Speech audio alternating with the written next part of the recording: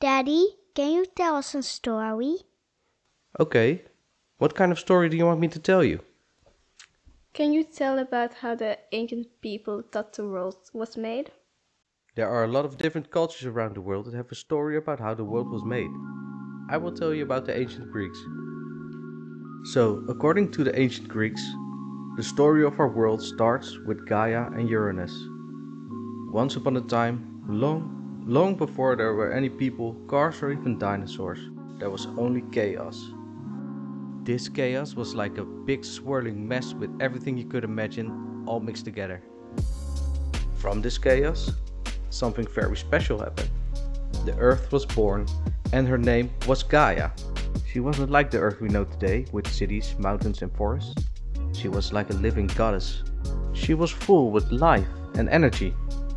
She was kind and nurturing, like the best mom you could ever imagine. Was she like our mom? Yes, she was exactly like your mom. Now, of course, Gaia didn't want to be alone in this vast universe. So from the chaos, another figure emerged. His name was Uranus. Uranus was the god of the sky, vast and blue, covering Gaia like a protective blanket. Together, they were the perfect pair. Gaia the earth and Uranus the sky. They loved each other very much and decided to have children. But Uranus and Gaia weren't ordinary parents, so they didn't get ordinary children. Their children were giants. Some had one eye, others had many heads and arms, and others would become the gods and goddesses you might have heard about in stories. What did the children look like? Well, first of all there were the Cyclopes, who were giants with just one big eye each. Brontes was like the thunder, Seropus was like the lightning, and Argus was like the brightest light. There were also 3 Hecatoncheires who were super scary because they had 50 heads and 100 arms each. Oh, did they look something like this? I don't know. I tell the story, you draw the pictures. Their names were Cottus, Briareus, and Gyges. And last but not least were the Titans, who were like super strong giants. Oceanus was like the big blue ocean around the world. Tethys was like the rivers and the lakes.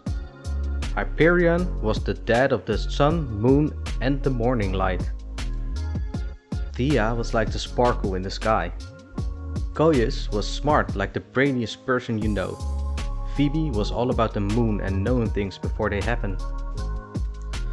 Cronus was youngest, but he ended up being the boss of all the gods for a while. Rhea was the partner of Cronus, and she was the mom of a lot of famous gods. Mnemosyne helped people remember stuff, and he made up words. Themis was all about making sure everyone followed the rules. Cryus was like the star guy, looking after all the constellations. And Lepidus, he was the most important one for us all. He made the humans. Wow, that's a big family. The Cyclopes and the Hecatoncheires were really wild and strong. Uranus didn't like this. He also thought they looked too scary and different, so he decided to lock them deep inside the earth in a place called Tartarus. What? He locked up his children? This made their mother Gaia very, very sad. She loved all her children and she wanted them to be free. So Gaia made a plan. She went to her other children, the Titans, and told them about how unfairly Uranus was treating their brothers and sisters. She asked them for help to free them. But most of the Titans were scared of their dad, or they didn't want to get involved. However, one Titan, Kronos, decided he would do something about it. Gaia gave Cronus a very special sickle, like a very sharp, curved knife. Then she told him her plan. One night, when Uranus came to visit, Cronus was hiding, waiting for just the right moment. When Uranus was close, Cronus jumped out, and with all his might he used the sickle to strike Uranus. This was a big and epic fight, but Cronus managed to defeat his father. Yay! Go Kronos! Uranus was hurt so bad that he couldn't rule anymore, and he was sent away.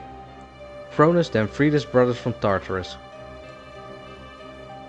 But Cronus, just like his father, saw how strong the Cyclopes and the Hecatoncheires were, and he feared them, so he locked them up again, which wasn't much better than what Uranus had done.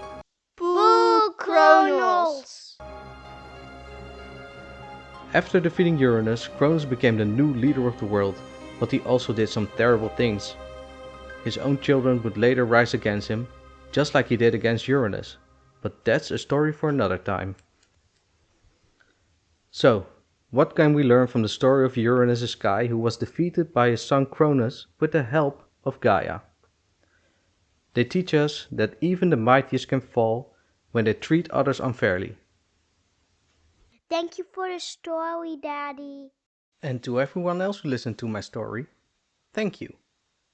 We got more videos like this on our channel. I hope to see you next time. Goodbye.